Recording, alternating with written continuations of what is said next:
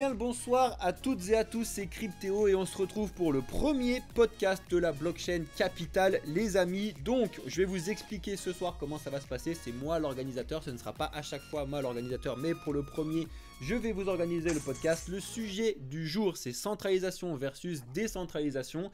Nous avons deux intervenants internes qui sont Alex et Cryptomat qui vont discuter avec nous sur le débat. Et comme à chaque podcast, on va recevoir un invité. Ce soir, en invité, on a Hugo alias Metaverglas sur les réseaux que vous connaissez peut-être. On va tous se présenter un par un pour vous rappeler un petit peu qui on est, d'où on vient, ce qu'on fait. Surtout l'invité un petit peu qui va vous présenter, ça va être le moment aussi de lui faire un petit peu sa pub sur sa société, ce qu'il fait, ce qu'il vous propose, etc., ses contenus. Et après, vous allez voir, on va dérouler tout un superbe podcast avec un gros débat sur le sujet. Merci en tout cas à ceux qui ont cliqué sur la vidéo. Si jamais vous trouvez l'idée sympa de faire les podcasts, l'idée d'à chaque fois d'avoir des intervenants internes et d'avoir des intervenants externes à chaque fois, si vous trouvez ça génial, let's go, lâchez un like et surtout partagez le podcast et la vidéo pour ceux qui regardent la rediffusion sur YouTube, partagez-le avec vos amis parce que c'est juste le premier on espère, une très longue série. Il devrait y en avoir un par semaine avec à chaque fois des invités différents, des gens en interne différents. Là, le but du jeu, c'est de se centraliser justement sur le sujet centralisation, décentralisation, d'animer un débat avec des superbes questions où on va y répondre dessus. N'oubliez pas, le débat peut continuer dans les commentaires, donc lâchez-vous dans les commentaires en fonction de ce que Alex nous dit, de ce que je vous dis, de ce que Cryptomat vous dit, de ce que Hugo vous dit. Lâchez-vous dans les commentaires, on va tous les regarder et on va tous y répondre justement pour continuer les débats dans les commentaires parce que pour le coup ça c'est un vrai sujet important et vous allez voir que là les sujets qu'on va aborder ce soir c'est typiquement tous les sujets qu'il ne faut jamais aborder en réunion de famille avec vos amis à la maison. Donc, let's go. Je vous présente le débat. Donc, on va d'abord se faire un petit tour de table de nous, donc se présenter comme je vous l'ai dit. Et au sommaire de la vidéo, comme je viens de vous dire, c'est que des sujets qu'il ne faut surtout pas aborder quand vous êtes en réunion de famille, et là on va le faire ensemble, à savoir l'économie, la politique, la société, l'environnement, tout ça en restant à chaque fois de bien comprendre ce qu'il y a entre différences de centralisation, décentralisation. Après, on va analyser les avantages, les inconvénients avec des exemples concrets. On va vous apporter des sites, on va vous apporter du contenu que vous n'avez pas forcément vu. En plus, Hugo nous a concocté une petite news qu'il a en exclu pour ce podcast, donc ça va rester bien jusqu'à la fin. Vous connaissez un petit peu le watch time pour ceux qui sont sur YouTube. On va regarder ce qu'on a en tendance actuelle et on va regarder un petit peu les défis et les opportunités qu'on a actuellement. Juste rappel 2 secondes avant qu'on puisse faire nos petites présentations et je vais commencer. Pour ceux qui n'ont pas forcément compris le truc, parce que c'est Hugo qui me l'a dit tout à l'heure et je trouve que la question était vraiment très pertinente, de faire la différence entre économie, politique, société et environnement. Dites-vous que l'économie, c'est en fait la gestion de l'argent, la politique, ça va être les décisions, la société, c'est nous, donc c'est les gens qui vivent à l'intérieur, et l'environnement, c'est la grosse question qu'on a actuellement. Voilà, donc on va se faire un petit tour de présentation. Je vais commencer après Alex, après Matt, et puis on va finir avec l'invité. Donc moi, Cryptéo, donc cofondateur du projet Blockchain Capital. De base, de formation, je suis ingénieur en finance et de métier, je suis analyste financier. Donc j'adore les chiffres, ça m'éclate. J'aurais pu faire du trading, j'aurais pu faire dans les salles de marché ou j'aurais très bien pu faire dans les sociétés faire de l'analyse. J'ai choisi d'aller faire de l'analyse dans les sociétés. Bref, j'ai fait ça pendant 2 ans et demi et puis après j'ai arrêté tout ça pour me consacrer à l'écosystème crypto et j'ai découvert l'écosystème crypto. Enfin, c'est pas découvert l'écosystème crypto, mais je suis vraiment rentré dans l'écosystème crypto en 2017, un petit peu comme beaucoup de monde. Voilà, ça c'était pour la petite histoire. Vas-y Alex, à toi. Bonsoir tout le monde, donc moi je suis le cofondateur de Blockchain Capital comme vous le savez peut-être, responsable de la partie trading du coup chez Blockchain Capital. Moi j'ai découvert l'écosystème des cryptos en 2018 donc via le trading et puis au fur et à mesure du temps j'ai découvert tout ça, ce magnifique monde qu'on connaît aujourd'hui et dont on va vous parler ce soir. Donc je suis super content d'être ici avec vous ce soir et je pense qu'on va passer un très bon moment ensemble et qu'effectivement il va y avoir des débats très constructifs. Voilà. À toi Matt. Voilà, alors bonsoir tout le monde, je pense qu'il y a pas mal de parmi vous qui me connaissent. Moi c'est Matteo, plus connu comme Cryptomat, je suis cofondateur aussi de Blockchain Capital. J'ai découvert également les crypto-monnaies fin 2017, début 2018.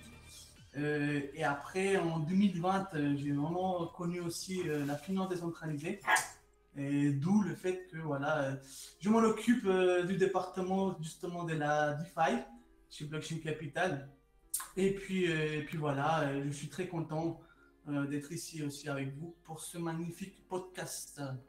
Let's go et on finit par Hugo, notre invité ce soir. Hello à tous, ouais, vous l'aurez compris, je suis le seul à pas être de Blockchain Capital. Merci de me recevoir. Je suis honoré dans le cadre de ce premier podcast. J'ai une casquette, double casquette, entrepreneuriale et financière. J'ai monté plusieurs boîtes, notamment dans le Web 2, une marque de rhum arrangée, des accessoires à destination des Tesla, etc. Et sur l'aspect financier, je suis passé par beaucoup de fonds d'investissement. J'ai fait du private equity, de la fusion-acquisition et dernièrement du VC. C'est là que je me suis pris de passion pour le Web3. Je me suis dit, oui, il faut que je mette les deux pieds dans le plat. J'ai commencé la création de contenu, d'où Metaverse. Et puis, plus dernièrement, j'ai lancé une agence marketing Web3. On accompagne les projets sur la création de communautés, sur leur engagement. Et en matière de référence, on a bossé sur les drops NFT d'Alpine, de Bugatti. Et puis, bientôt, c'est un des sujets qu'on va aborder aujourd'hui sur la première collection NFT du groupe Accor. Let's go, super. Si en tout cas vous avez envie de regarder un petit peu de plus en détail ce que vous propose Hugo, bien évidemment, ceux qui regardent la vidéo sur YouTube, regardez un petit peu la description, vous allez avoir tous les liens donc de sa société, de ses chaînes, etc. Vous avez tout ça dans la description et on vous réserve comme d'habitude de petites surprises dans la description de nos vidéos YouTube, donc regardez un petit peu ce qui se passe dessus, ça peut être intéressant. Alors, Cryptomat, il a enlevé sa caméra, je ne sais pas ce qui lui est arrivé, on va voir ça, j'espère que tout va bien se passer, mais en attendant, il n'y aura pas forcément beaucoup de problèmes. Bref, on va commencer avec un point important, donc sur l'économie, à savoir la gestion de l'argent en fonction de la centralisation et la décentralisation. Mais juste avant ça, un petit rappel que je vous fais pour ceux qui sont peut-être un petit peu perdus sur ces deux sujets-là. Centralisation, décentralisation, qu'est-ce que c'est? La centralisation, comme son nom l'indique, c'est quand on a tout qui est centralisé. Donc à chaque fois les décisions, l'organisation, les dépendances, les décisions, etc. Tout ça c'est centralisé sur quelqu'un ou sur un groupe de personnes, ok, ça c'est la centralisation. Et la décentralisation, comme son nom l'indique, c'est l'inverse, c'est donner le pouvoir un petit peu à tout le monde, d'essayer de répartir un petit peu la puissance et les décisions sur tout le monde. Donc c'est vraiment le yin et le yang un petit peu dans la description là-dessus. Normalement vous avez à peu près compris ça. Et à côté de ça, donc dans l'économie, la politique, etc., vous allez voir qu'il y a pas mal de sujets qui sont importants, de voir qu'est-ce qui va être possible, qu'est-ce qui ne l'est pas. Et vous entendez aussi souvent CeFi et DeFi. CeFi c'est la finance centralisée, DeFi c'est la finance décentralisée. Ça c'est des mots que vous devez comprendre. CeFi c'est nommé depuis qu'on a la DeFi. CeFi c'est la finance centralisée que tu connais, donc c'est la finance traditionnelle, tout ce que tu as actuellement, le système boursier, ton superbe livret A, etc. Et la finance décentralisée, c'est tout ce que vous présente Mathéo à chaque fois. Voilà les amis, donc on va commencer avec l'économie et la première question que j'ai envie de poser à tout le monde, même moi je vais pouvoir y répondre et on va pouvoir analyser un petit peu tout ça. Qu'est-ce que vous pensez de l'aspect économique actuel? Est-ce qu'on est plutôt sur de la centralisation, de la décentralisation? Qu'est-ce qui se passe actuellement? Où est-ce qu'on en est? Qui veut commencer? Moi je veux bien. Je veux bien, parce que c'est un sujet forcément intéressant, on en parle souvent entre nous. Bon, la réponse, elle est assez simple. Aujourd'hui, l'économie actuelle telle qu'on la connaît, elle est clairement centralisée. Trop, selon moi, sur certains points, sur beaucoup de points même, dans beaucoup de secteurs. Et ça met en évidence, justement, les problématiques, les inconvénients et les limites de cette centralisation. Alors, c'est pas forcément dans tous les secteurs. On en parlera sans doute plus tard dans le podcast, mais pour moi, il y a certains endroits où il faut un peu de centralisation et d'autres où il en faut beaucoup moins. Mais voilà, pour répondre simplement à cette première question, oui, on est dans une économie qui est trop centralisée et on voit tout ce que ça engendre aujourd'hui sur le reste. Ça c'est intéressant, donc selon toi vraiment l'aspect économique actuel est vraiment complètement centralisé et on a très peu de choses qui sont décentralisées à l'heure actuelle. Effectivement c'est un petit peu ce qui tourne. Qu'est-ce que tu en penses toi Hugo en termes vraiment sur l'aspect économie pour l'instant, sur l'aspect vraiment de l'argent, du coup l'argent comment il est géré, est-ce qu'il est géré de façon centralisée selon toi, est-ce qu'il est géré de façon décentralisée? Comment tu penses ça, comment tu vois ça un peu? Alors, je rejoins Alexandre sur le début de son intervention. Effectivement, on est dans une économie qui est très centralisée, peut-être trop. Le fait est que les régulateurs souhaitent avoir la main mise sur tout ce qui se passe.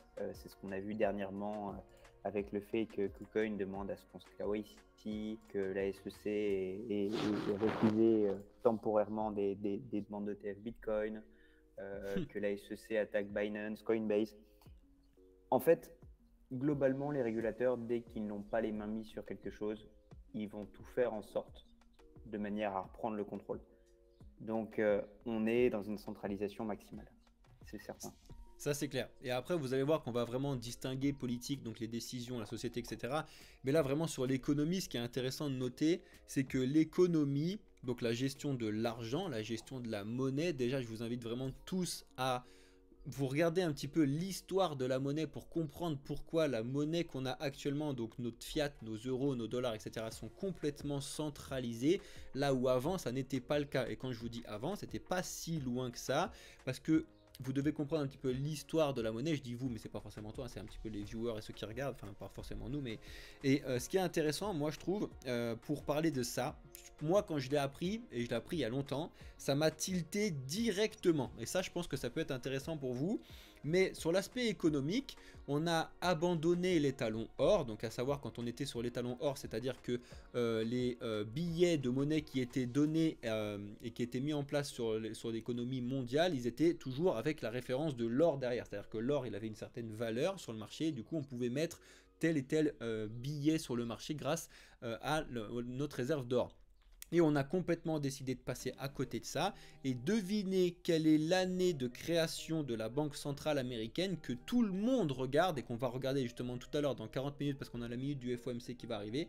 Elle a été créée le 23 ou le 24 décembre 2013, soit 7 jours avant 2013, la vache, 1913, donc soit 7 jours avant 1914, et ça sert à rien que je vous explique ce qui s'est passé en 1914.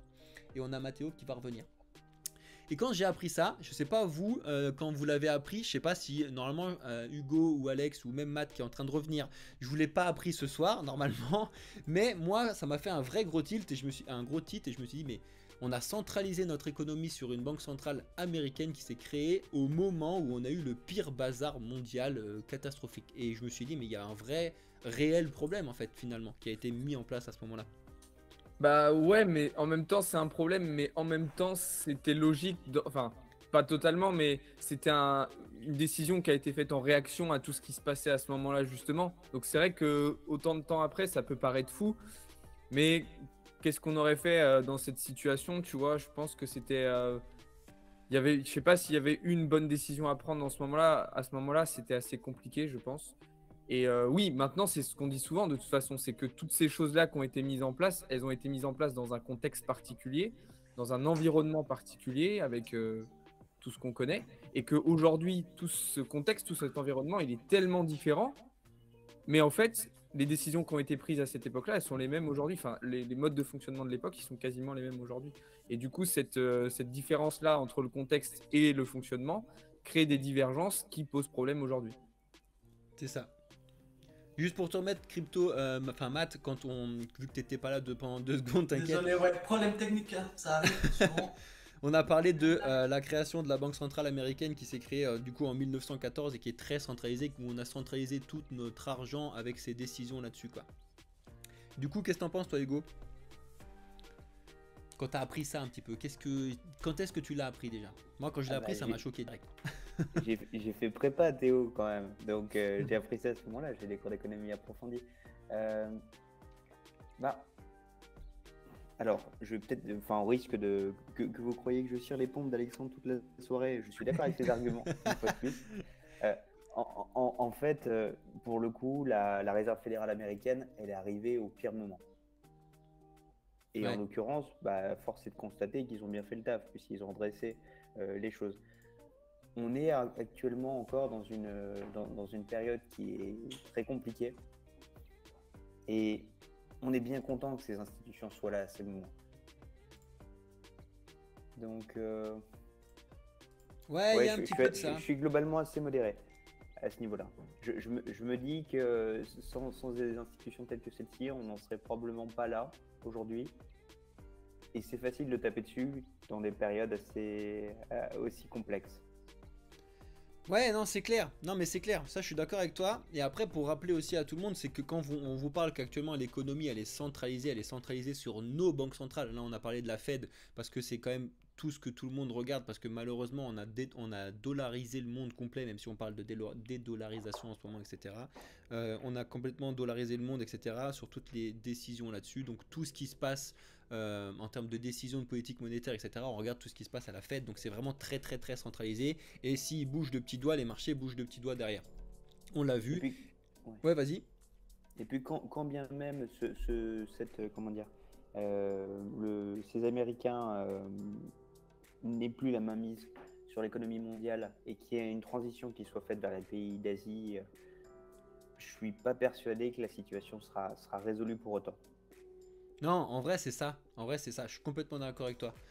Quand on vous dit qu'il y a une situation, vas-y Alex, quand on vous dit qu'il y a une situation qui a un problème, c'est qu'actuellement, on le sait, depuis qu'on a créé cette centralisation de la monnaie, on a un vrai gros problème long terme et tout le monde le sait. C'est-à-dire qu'on sait que le système centralisé de nos banques centrales ne peut pas fonctionner long terme.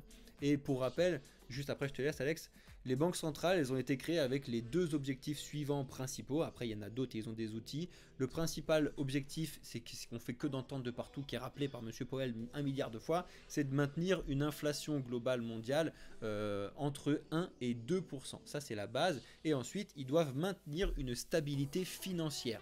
Ça, c'est vraiment les deux points sur lesquels ils ont été créés. Après, en plus de ça, bon, ils doivent s'occuper des états, des machins, des trucs et tout. C'est d'autres choses, mais vraiment la base des bases, et ce que fait que de nous dire Jérôme Powell ou n'importe qui, on veut ramener l'inflation à 2%, ce qui est déjà la fourchette haute là-dessus. Vas-y, Alex.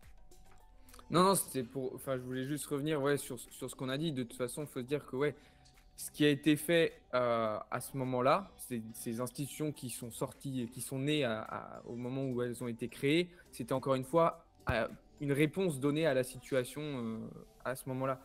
Donc, ça a marché. Comme pour rejoindre ce que disait Hugo, ça a marché. On avait besoin justement de ces institutions dans ces moments-là. Et aujourd'hui, c'est vrai que qu'est-ce qui va se passer si on a un vrai gros problème économique mondial? Est-ce qu'aujourd'hui, on est capable de faire sans face à un gros problème? Parce que pour le moment, on est encore dans ce mode de fonctionnement-là. Et moi, ce qui me fait un peu... Enfin, c'est pas que ça me fait peur, mais si on se retrouve avec de nouveau une situation dramatique, que ce soit économiquement, politiquement, enfin diplomatiquement, socialement, pour le moment, on est encore dans un système où on va devoir se rattacher à ces institutions-là, en fait. Et l'autre truc que je voulais rajouter, enfin que je voulais dire au tout début, quand tu disais quand est-ce que vous avez découvert ça et puis qu'est-ce que ça vous a fait quand vous l'avez découvert, je crois que c'est le créateur de Ford qui avait dit si un jour les gens se mettent tous à comprendre comment fonctionne vraiment l'argent et le monde, il y a une révolution dans les 24 heures. Ouais. Donc je pense que de toute façon, on est encore très loin que tout le monde comprenne vraiment comment ça marche. Non, c'est clair. On est vraiment à des années-lumière de compréhension, quoi. Et je pense qu'il y a beaucoup de gens qui ont juste pas envie de le savoir aussi et pas envie de le voir. Il y a un peu ce déni de genre non mais je sais pas, tant que je sais pas tout va bien et j'avance, tu vois. C'est un peu le chien là qui est dans sa maison en feu, là il dit tout va bien. C'est vraiment le mème qu'il utilisait de partout là. Sa maison elle est en train de cramer et il dit non mais moi ça va bien, je suis en train de prendre mon café. On connaît tous ce mème, c'est un truc de ouf. Il y a Mathéo qui revient, c'est bon, on va pouvoir l'avoir normalement. Il a je sais pas ce qui lui arrive à Matt. Je sais pas non plus, ça va arriver, il revient. Bref, mais en tout cas, voilà, sur l'aspect économique, vous devez quand même savoir que là, l'idée, c'est de faire un débat entre centralisation et décentralisation, et vous devez comprendre que notre aspect économique, que vous le vouliez ou pas, actuellement, pour l'instant, il est complètement centralisé. Mais genre vraiment complètement, si ce n'est pas à 100%, c'est vraiment pas loin. Donc là, moi je comprends ce que vous dites et tout, Alex et Hugo, sur l'aspect que on en avait besoin et tout, et que là, actuellement, si on ne les a pas, qu'est-ce qui se passe ? Ça a été posé la question à plein d'économistes, etc. Est-ce que si jamais on avait un switch on, switch off, on arrête toutes les banques centrales, qu'est-ce qui se passe? Est-ce que c'est l'anarchie? Est-ce que ça pourrait tourner, etc. Et il y a des vrais gros bons débats avec des gens qui disent ouais c'est l'anarchie, c'est le bazar, n'importe quoi et tout. Et t'en as d'autres qui disent bah non, la stabilité elle va se faire naturellement tout seul. T'as un peu deux écoles dedans qui sont assez intéressantes je trouve. Et moi en fait le problème que j'ai perso, en plus de cette gestion centralisée qu'on a sur l'économie, et ça va nous amener sur le deuxième point sur la politique et sur la décision, c'est qu'en fait malheureusement comme on a centralisé toutes ces décisions du coup, et on va arriver sur la politique avec une seule ou deux personnes à chaque fois, donc banque centrale américaine, banque centrale européenne, c'est vraiment les deux principales, mais après chaque pays, là où il y a une monnaie, il y a forcément une banque centrale qui gère cette monnaie. Le problème, pour moi, c'est qu'on a créé des générations et des générations, on va dire depuis 1900 en gros, de courses vers le pouvoir à chaque fois. C'est-à-dire que le but du jeu, c'est d'avoir le pouvoir, Il y a même des séries qui ont fait là-dessus, de House of Cards, si vous ne l'avez pas vu, il le dit dedans. Moi, ce que je veux, c'est le pouvoir, l'argent, j'en ai rien à foutre. Et on a vraiment créé des générations qui sont à la recherche de pouvoir, de c'est moi qui décide, c'est moi le patron, c'est moi le machin. Et c'est ça qui, pour moi, est le plus mauvais dans la centralisation qu'on a créée à partir de ce moment-là. Qu'est-ce que vous en pensez sur cette partie-là? J'avais juste une question parce que ça m'intéresse vraiment. Tu Ouais. disais à l'instant qu'il y avait certains économistes qui considéraient que si on supprimait toutes les banques centrales là maintenant tout de suite, il y allait avoir un rééquilibre qui allait se faire automatiquement. Mais du coup, c'est quoi leurs arguments et comment ils voient ce rééquilibrage entre guillemets automatique se faire? En fait, le rééquilibrage de ce qu'ils ont fait, c'est qu'en fait, c'est un petit peu ce qu'on parle actuellement de la décentralisation avec grâce à Bitcoin, c'est qu'en fait, Bitcoin, il est géré par personne. Donc en fait, si tu mets une économie qui est gérée par personne, ça peut être le vrai bazar pendant un certain moment, mais en fait, il va y avoir un accord qui va être trouvé naturellement parce que le marché est beaucoup plus gros que nous, personne. En fait, le marché mondial, parce que là, on raisonne un peu plus mondial que juste dans des pays. Tu vois, Bitcoin, l'avantage, c'est qu'il est mondial. Et du coup, en fait, son prix est censé naturellement se faire en fonction de la décision de tout le monde et donc de personnes. Ouais. Alors que là, malheureusement, les décisions qui sont prises sont vraiment prises centralisées à cause de la centralisation qu'on a mis en place là-dessus. Et du coup, en fait, ces économistes-là, ils disent oui, ça peut être le bazar pendant un moment, mais en fait, ça peut se lisser tout seul parce que le marché est beaucoup plus gros que nous et on ne devrait pas, humainement parlant, avoir la possibilité de réguler ce marché qui devrait être naturel et mis tout seul. Alors là, je vous dis, moi j'aime bien cette idée-là, mais encore une fois, c'est des arguments des économistes. Ouais. Je vous retrouverai les documents et on verra ça sur le Discord, les amis. Rejoignez le Discord si vous n'êtes pas encore dessus. Et mon petit Ok. Matt, t'es de retour, c'est bon, on t'entend et on te voit Désolé. bien. Let's go. Ouais, c'est tout bon. Qui veut du coup un petit peu dire là-dessus? Et la question que j'avais sur la politique, donc sur la gestion vraiment centralisée qu'on a actuellement, bah justement, comment est-ce qu'elle est gérée la politique au niveau mondial actuellement, selon vous? Est-ce qu'elle est centralisée? Est-ce qu'elle est décentralisée? Est-ce qu'on a de vraies démocraties? Est-ce qu'en fait on a des fausses démocraties? Et un petit peu, qu'est-ce qu'on a là-dessus? Du coup, Matt, je te lance un petit peu là-dessus, vu qu'on t'a pas trop écouté, vu que t'étais pas forcément là. Qu'est-ce que t'en penses un petit peu vraiment mondialement parlant, hein, pas parler juste de la France ou quoi, ok? C'est un petit peu ce qu'on a niveau politique mondiale, centralisé, décentralisé, vraie démocratie ou pas, ok? Qu'est-ce que t'en penses? Ouais, non, clairement, bah, de toute façon, on est tous d'accord, hein, on est vraiment dans un mode complètement centralisé, hein, vraiment, la décentralisation. Après, c'est clair qu'il faut prendre certains pays, hein, on ne peut pas parler de tous les pays parce que on connaît très bien les pays qui sont soi-disant démocratiques, voilà, démocrates, pardon, mais voilà, on ne sait pas vraiment si c'est le cas ou pas. Mais on connaît des pays aussi où on voit que notamment la Chine, voilà, c'est pas une vraie démocratie. On a aussi, voilà, des pays comme la Corée du Nord, qui sont très forts dans les cryptos d'ailleurs, hein, et tout ce qui est hacker et tout. Ouais, c'est vrai que sur le hacking, la Corée, c'est eux qui ont fait les hacks de Ronin, je crois, il me semble, à confirmer, mais je crois que le truc de Ronin, c'était un truc il y a de un groupe Corée. de hackers en Corée du Nord, c'est les Lazarus. Lazarus, voilà, ouais. Ah, c'est ça. Bien vu, Hugo. Ouais. Et oui, ouais, ils sont très très forts, ils ont réussi à faire plein de hacks sur des protocoles décentralisés aussi et tout. Et voilà, pour revenir vraiment à ta question, je pense qu'on vit quand même dans un monde encore très très centralisé, même si on voit certains voilà, des groupes un peu qui essayent un petit peu d'échanger les choses, notamment en, en essayant de vraiment décentraliser un petit peu les choses, mais on voit que de toute façon c'est assez compliqué et surtout à l'heure actuelle de vraiment pouvoir tout décentraliser comme ça du jour au lendemain. Je pense que ça prendra vraiment un petit moment encore. Mais voilà, on est là pour ça et on va essayer d'aller vers un monde plus décentralisé. Bah, un vrai monde plus décentralisé, parce que ce qui est dans la démocratie à l'heure actuelle, ce qu'ils disent, c'est qu'ils laissent le peuple choisir les décisions, les machins, et en fait on est censé élire un représentant du peuple, donc en France ou n'importe qui, etc., qui est censé nous représenter. Et en fait on se rend un petit peu compte que bah, ce qu'on dit, ils en ont un petit peu rien à faire finalement. Donc est-ce qu'on a une vraie démocratie ou pas? Et je parle en France ou dans les autres pays. Qu'est-ce que t'en penses Alex et Hugo? Vas-y, Hugo. Ouais, c'est vrai que ces politiques sont un peu hors sol, hein. D'où les récents événements, même si on peut relativiser en disant que enfin, je prends l'exemple des casseurs, hein. Ce sont des personnes qui n'ont pas participé aux élections présidentielles parce que en majorité, ils ont entre 14 et 18 ans. Ouais.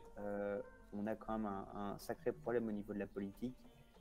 Néanmoins, si on se mettait en tête de décentraliser tout ça, il y aurait plus d'innovation, c'est certain. Les citoyens seraient probablement plus concernés par les décisions qui seraient prises localement ou étatiquement parlant. Par contre, ça va être un sacré bazar dans un premier temps, puisque la structure politique actuelle a été pensée de manière à être optimale. Si demain, on décentralise tout ça, ça va nécessiter beaucoup plus d'entités. Il risque d'y avoir des doublons administratifs, ça va générer beaucoup plus de frais et la transition va vraiment pas se faire du jour au lendemain. Donc, non, ça c'est clair. Que si effectivement on étudie des options de décentralisation, je pense qu'il va falloir évoquer la manière dont la transition va se faire de manière à ce que ça se fasse de la manière la plus smooth possible. Non, c'est clair. C'est clair. Franchement, c'est pas simple, hein. C'est vraiment pas simple à gérer. Parce que effectivement le switch on, switch off, ça ferait un bazar comme on l'a dit tout à l'heure.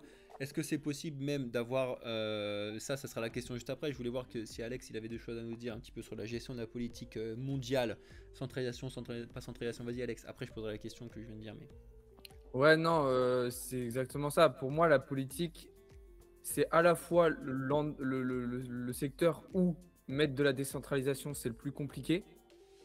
Parce que ça engendre plein de conséquences. Et c'est à la fois, moi personnellement, le secteur où je me demande si on a... Enfin, comment dire? Si c'est si bien que ça d'avoir trop de décentralisation dans la politique. Enfin, pas forcément trop, mais... Est-ce que décentralisation, par exemple, de la politique, ça veut dire aussi une mondialisation plus forte? Parce que du coup, qui dit décentralisation, ça veut dire que... Est-ce que tu remets en question, par exemple, la souveraineté des États et donc une mondialisation encore plus importante? Vu qu'il y a, enfin, tu vois, ça pose aussi la question décentralisation de se mettre d'accord tous, alors que autour de la planète, tu vois, il y a des cultures, des traditions, des modes de pensée qui sont tellement différents que ça fait presque pas sens en fait de vouloir faire une décentralisation avec entre guillemets, je dis ces gens-là, c'est pas du tout péjoratif, mais avec des gens qui n'ont rien à voir avec nous. Encore une fois, c'est pas péjoratif. C'est là où moi je me pose cette question-là de la réelle pertinence en fait de vouloir mettre ça en place d'un point de vue politique. Par contre, une décentralisation à l'échelle des États, ça, je pense que c'est quelque chose qui pourrait être important et intéressant à mettre en place, même si aujourd'hui, de par les disparités qu'on peut retrouver au sein même d'un État, tu peux aussi te poser la question de la cohérence et de la pertinence de mettre en place cette décentralisation. Et je pense que ce qu'on voit aujourd'hui en est un très bon exemple, justement, de toutes ces différences, de tous ces contrastes d'idées, etc. Et voilà. Non, c'est ouf. Hein. Et, enfin, vous voyez que moi, je suis très décentralisé. Déjà, vous le savez en interne, et puis en plus, les viewers, ils le voient. Pourtant, je tiens à nuancer un petit peu le truc pour revenir sur ce qu'a dit Mathéo tout à l'heure sur la Chine. Parce que moi, je suis allé en Chine pendant plus de 6 mois, 7 mois. Et je suis tombé amoureux du peuple, de la gestion du truc, etc. Et on pourra dire ce qu'on veut sur la Chine. C'est très centralisé, c'est pas une vraie démocratie. Bref, vous pouvez faire ce que vous voulez. Ça fonctionne du tonnerre là-bas. C'est-à-dire que ils ont une gestion qui a écrasé n'importe quelle autre puissance mondiale en quelques années. Là où nous, entre guillemets occidentaux, si vous voulez, même les Américains, on a mis des années, des dizaines d'années à construire des trucs. Et ça crée bien évidemment tout son lot de problèmes derrière. Parce que non seulement la Chine, elle centralise ses décisions, mais ils ont été encore plus forts que ça, les Chinois. C'est-à-dire qu'ils ont réussi à centraliser les besoins du monde. C'est-à-dire que vous vous rendez peut-être pas compte, mais on est à 70% des métaux rares qui sont sur le territoire chinois. C'est-à-dire que les métaux rares, c'est lithium, enfin bref, c'est tous les trucs qu'on a besoin pour faire de la micro, etc. Il y a un super livre là-dessus qui s'appelle d'ailleurs l'histoire des métaux rares ou un truc comme ça. Et vous vous rendez compte que 70%, bon ça c'est la chance ou le faute à pas de chance, je sais pas quoi, c'est sur leur territoire. Bon après ils ont un giga gros territoire. Et en fait du coup, c'est-à-dire que là actuellement, personne ne peut aller embêter la Chine. Parce que la Chine, quand elle veut, elle peut dire, bon vous savez quoi, moi je vous coupe tous vos trucs. Et débrouillez-vous avec vos 30% qui vous restent sur le monde. Vous allez voir, ça va pas être le même délire. Et donc en fait, ils ont cette puissance-là au-dessus un petit peu de tout le monde. Et ils ont réussi à se mettre partout. C'est-à-dire qu'il n'y a pas une grande ville au monde où il n'y a pas un Chinatown. Il n'y a pas une société où il n'y a pas des Chinois qui sont à l'intérieur dedans. Encore une fois, c'est pas péjoratif. J'adore la Chine, j'adore la gestion du truc et tout.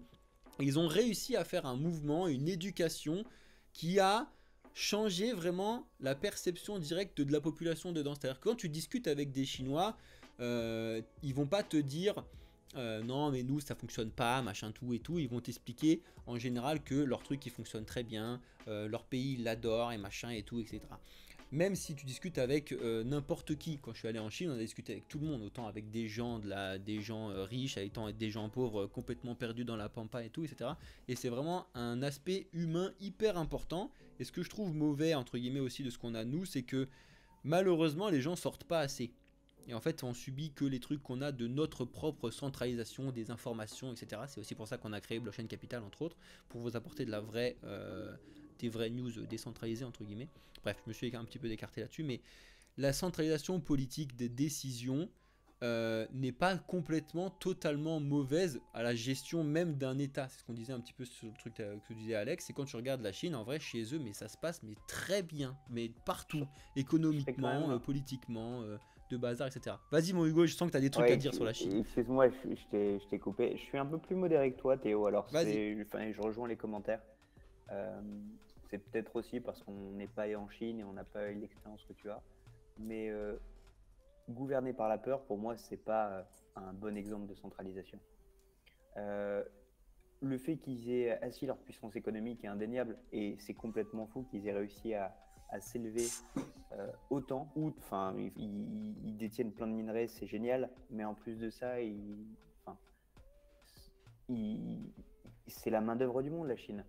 Ils ont commencé en produisant des produits qui valaient rien et ils ont, au fil des années, acquis des compétences technologiques qui leur ont permis d'être à la pointe sur certains sujets. Il y a de plus en plus de documentaires mettant en avant le parc automobile chinois et ses constructeurs. Force est de constater que les automobiles chinoises sont beaucoup moins chères que les automobiles américaines, notamment sur l'électrique. Ouais. Qui a construit les trains en Chine, sont essentiellement les Européens, sauf que dans le cadre du contrat, il était stipulé que les Européens devaient envoyer des formateurs en Chine afin de faire monter en compétence les ingénieurs chinois. Ça veut dire que un peuple qui de base est hyper discipliné parce qu'ils vivent dans un climat de peur, à mon sens, moi qui ne suis pas allé en Chine, va devenir l'artisan du monde et aura des compétences que peu auront. Demain, les TGV, ils seront construits en Chine parce que beaucoup moins cher, parce qu'ils seront à la pointe de la recherche. Et effectivement, le risque, c'est que la Chine, pour l'instant, rien ne l'arrête. Et demain, ce sera ce sera la première puissance du monde. De toute façon, en termes de construction, enfin moi pour y être allé, tu parles des TGV là, je te reprends l'exemple des TGV, j'ai jamais vu une organisation, une construction, une gestion du réseau ferroviaire aussi incroyable que la Chine. Et encore, je parle de la Chine et apparemment c'est x10 au Japon, parce que le Japon c'est tellement un bazar là-bas que leur ferroviaire il est incroyable. Mais la culture asiatique là-dessus, sur la partie de gestion du réseau ferroviaire, il est incroyable. Là-bas, vous oubliez la notion de retard. C'est-à-dire que vous mettez des Suisses en Chine là-dessus, ils vont dire « mais c'est génial ». La notion de retard en train là-bas en Chine, ça n'existe pas. Et ça a été rendu impossible. C'est-à-dire qu'en fait, ils ont fait leur construction, ils ont eu la chance de pouvoir faire leur construction après et donc de voir en fait tout le bazar qu'il y avait dans le monde. L'avantage qu'ils ont, la Chine, selon moi, c'est qu'ils sont arrivés un peu en dernier et qu'ils se sont dit bon, eh ben les Américains, ils ont fait des villes toutes droites avec des carrés partout, ça fonctionne super bien, bam, ça on va le faire, on va le prendre. Tiens, la France, ils sont un pays qui est magnifique et tout, mais ça tourne de partout et tout. Il y a des vaches qui arrivent sur leur train et tout, ça, nous on va pas faire. Nos trains, on va les mettre hyper haut sur des buts où c'est impossible d'avoir des animaux, des je sais pas quoi et tout, on n'aura pas de retard. Et ben bref, c'est que des trucs comme ça où en fait, comme ils ont construit après, ils ont récupéré, et comme tu l'as dit tout à l'heure, les connaissances un petit peu partout. Et après, ils les ont adaptés chez eux. Quand tu vas en Chine, enfin moi, j'y suis allé en 2017, en plus juste avant les cryptos, et j'avais l'impression d'être dans le futur. Alors que moi, dans ma tête, j'allais dans le passé. C'est-à-dire que moi, je voulais pas y aller en Chine, j'étais obligé d'y aller pour mon truc et tout. Et dans ma tête, j'avais tous les clichés que nous, on a, donc de la gestion par la peur, les Chinois sont sales, les Chinois sont machin, etc. Je suis arrivé là-bas, donc je suis arrivé à Pékin, mais j'ai pas fait que Pékin, etc. J'étais dans le futur, genre j'étais vraiment dans un truc, je me suis dit, mais tout ce qu'on m'a dit, ou presque, c'est faux quoi, ou c'était vrai selon Mao. Effectivement, Mao c'était la gestion par la peur. Effectivement, là-bas ils ont des rues hyper grandes pour pouvoir faire passer les chars, pour qu'il n'y ait pas du tout le peuple qui ait le droit et la possibilité de se lever. Effectivement, ça c'est clair, c'est vrai.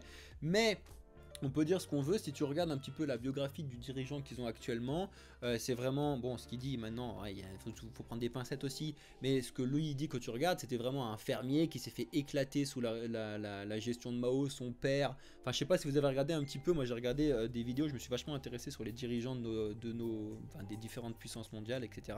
Et lui ça m'avait particulièrement marqué là-dessus, je vous montrerai un petit peu les vidéos, je vous mettrai ça sur le Discord les amis, je pense que ça peut être intéressant. Bref, et du coup c'était assez drôle, mais la gestion par la peur que tu disais tout à l'heure, je l'ai vraiment pas ressenti en 2017. Alors ça peut être changé maintenant avec l'histoire du Covid et tout le machin truc et tout, le bazar qu'ils ont mis, mais quand tu discutais avec des Chinois, ils ont dit ouais effectivement avec Mao c'était un vrai problème, etc., etc. Et maintenant on a changé et ils ont vraiment vu un réel changement, tu vois. Et du coup, ils ont créé toute cette économie et tout ce truc-là incroyable. Et pourtant, on parle d'un pays qui a même pas l'eau potable. Hein. Ça aussi, c'est un truc qu'il faut le mettre, faut le mettre là-dessus. Mais c'est pareil, comme tu l'as dit tout à l'heure, comme ils ont la gestion derrière disons plein de gens pour travailler, ils se sont pas empêchés à faire des trucs. Enfin bref, on va pas rester sur la Chine pendant tout le long du truc, mais c'est un bon exemple en tout cas de vraie centralisation et de vrais endroits où ça fonctionne quand même très très bien là-dedans, mais où on se pose la question, qu'est-ce qui se passe en termes de décentralisation? Et je sais même pas comment ils en sont parce que les meilleurs développeurs et tout, il y a beaucoup de trucs blockchain, etc. qui se développent en Chine, hein, tu le sais toi aussi Hugo, on le sait tous, hein. Qu'est-ce qui va se passer derrière en vrai? Niveau décision politique, est-ce qu'ils sont en train de se décentraliser? Est-ce qu'ils sont en train de faire du fake décentralisation? Je sais pas. Qu'est-ce que t'en penses, Matt, un peu sur tout ça? Moi, je pense honnêtement qu'on reste toujours sur un système assez centralisé, même si voilà, on nous parle souvent des deux, trois petits changements et tout. Je pense que à ce niveau-là, on est encore vraiment pas mal centralisé. Je trouve que c'est important, de toute façon, tu vois, c'est comme Hugo disait tout à l'heure, c'est des choses qui vont pas changer du jour au lendemain, mais on voit les nouvelles générations aussi qui arrivent et qui commencent vraiment aussi à réfléchir différemment. Et en réfléchissant pardon, différemment, c'est là où on rentre en jeu aussi un petit peu ce qu'on appelle voilà, la décentralisation et peut-être aussi grâce à ça aux nouvelles générations, aux nouvelles technologies aussi également, parce qu'il y a chaque jour après jour, la technologie se développe tellement rapidement que ça aide pas mal, je trouve personnellement, quand on voit surtout nos parents ou nos grands-parents à l'époque et tout, ils n'avaient même pas la télé ou la télé au noir et blanc, et c'était beaucoup moins informé que nous actuellement en fait. Et je pense que les réseaux sociaux et tout ça, ça aide énormément. Après, évidemment, la Chine, c'est un cas très particulier parce que même sur les réseaux sociaux, ils ont leur réseau un peu à eux, style WeChat, tout ça. Mais dis-toi qu'ils ont tout ce que nous on a, mais à eux. Mais tout, absolument tout. Tu peux penser à n'importe quelle marque, n'importe quel nom de film, ils ont tout à eux. C'est un délire. Tout à fait, mais c'est très fermé. C'est vraiment c'est très fermé. Voilà. Et du coup, là, après, comme je disais tout à l'heure, c'est vraiment un cas particulier. Mais évidemment, ça reste très, très centralisé parce que vu que ça reste contre eux, je trouve que voilà, le gouvernement, il arrive à, disons, à tracer, à suivre beaucoup plus facilement les gens. Et du coup, d'un côté, voilà, on peut dire ce qu'on veut, mais ça reste très, très centralisé. Bah ça c'est clair. Et du coup, je vais essayer de rebondir en même temps sur le sujet d'après. Comme tu l'as dit, ils sont très centralisés là-bas et à tel point qu'ils sont surveillés, on le sait. Même nous, quand on était allé en Chine, la première des choses qu'ils nous ont dit, c'est que vous inquiétez pas pour les pickpockets ou je sais pas quoi, il n'y en a pas dans les grandes villes parce qu'il y a des caméras partout. Et ils nous ont montré un exemple direct de un mec qui allait voler quelqu'un dans le métro. Ils regardaient les caméras et les flics se sont pas emmerdés 2 secondes, ils sont allés directement chez lui récupérer le sac de la femme. C'est un truc de ouf, il y a des caméras dans les grandes villes, je te parle Shanghai, Pékin, etc. Partout pour surveiller tout le monde. Donc en fait des vols il y en a très peu parce que tu peux pas passer dans les mailles du filet du truc. C'était un truc de ouf, il te montrait, voilà, il disait voilà, c'est comme ça que ça se passe. Et il nous montrait ça aussi pour nous parce que Européens, on a des mauvaises vues entre guillemets quand on arrive sur d'autres pays. Ils disent faites attention parce que regardez ce qui se passe en Chine, c'est comme ça que ça se passe. Bref, et du coup, ils ont inventé le superbe truc de la note sociale, ce qui nous amène du tout, je suis sur la société, où est-ce qu'on en est un petit peu niveau société centralisée, décentralisée. Je tiens à montrer pour tout le monde, et vous allez voir, fait une petite modification du live, let's go, vous voyez tous. Ça, c'est un article que vous devez lire. Je suis désolé, c'est en anglais, mais c'est quelque chose qui peut être important. Je vous mettrai bien évidemment tous les liens dans la description. Et là, je vous le mets en direct pour ceux qui sont sur Twitch si ça vous intéresse. C'est Decentralized Society, Finding Web 3 Soul, qui a été écrit, coécrit, etc. par Vitalik Buterin, donc qui est le fondateur de Ethereum Foundation entre autres. Ça peut être intéressant de le lire pour parler, de voir ce que lui il appelle la DSOC, donc la société décentralisée. Donc ça c'est pour vous montrer un petit peu ce qui se passe. Voilà, comme vous l'avez vu, on vous montre un petit peu aussi des trucs aussi pour ceux qui sont en direct. Pour revenir à nos moutons et à nous, quels sont un petit peu les résultats actuels de la vraie centralisation qu'on discute depuis tout à l'heure sur la société? Qui veut en parler un peu? Quels sont les résultats de ce que ça nous a fait, de ce que ça nous a mis en place, etc. Qui est chaud? Vas-y Hugo, vu que tu disais que t'aimais bien la centralisation, je suis... Déjà, pour faire une petite parenthèse sur le sujet qu'on évoquait avant, il y a une légende urbaine qui dit que le prochain bull market va être lancé par les cryptos chinoises. Ouais. Si c'est le cas, et c'était finalement ça l'annonce qu'on allait faire au niveau du live, il y a Blockchain Capital qui invite tous les viewers à voyager en Chine si on fait fortune grâce aux cryptos chinoises. Au niveau de la société, je trouve qu'un bon exemple qui est vraiment aux antipodes de ce qui se passe en Chine, ce sont les États-Unis. Et le fait que le pouvoir est partiellement décentralisé avec les gouvernances par État. Pour autant, on se rend compte qu'il y a, comme tu le disais Alex, même au sein d'un pays, des cultures qui sont différentes, des us et coutumes limite. Et pour cette raison-là, parfois il y a des décisions très radicales qui sont mises en place et le gouvernement a besoin de faire machine arrière parce qu'il trouve que ça va à l'encontre des droits de l'homme et des citoyens. Ouais, non, c'est vrai que c'est super intéressant. Qu'est-ce que t'en penses toi Alex? Je sens que tu avais des trucs à dire. Ouais, mais de toute façon, il y a plein de choses à dire et c'est des sujets qui sont super intéressants et très complexes. Moi, ce que je pense, c'est qu'aujourd'hui, d'un point de vue politique et sociétal, l'échec de la centralisation, en fait, c'est pas vraiment l'échec de la centralisation, c'est l'échec des personnes qui font tourner ce système centralisé. C'est-à-dire que oui, le système, il a des défauts, etc. Et peut-être que ça serait mieux, du coup, de manière décentralisée. Mais c'est aussi les personnes qui sont à la tête de système qui posent problème aujourd'hui. Parce que je reviens encore dans l'idée que, de toute façon, il y a, par exemple, en politique, il y a des gens, ils ont besoin juste qu'on leur dise « faut que tu fasses ci, faut que tu fasses ça, faut que tu travailles de tel âge à tel âge ». Et ces gens-là, il faut pas, c'est pas négatif quand je dis ça, mais ils veulent pas se poser des questions. Ils veulent pas, eux, prendre des décisions. Ils veulent pas savoir, c'est tout. Ils veulent suivre un chemin qui est déjà tout tracé.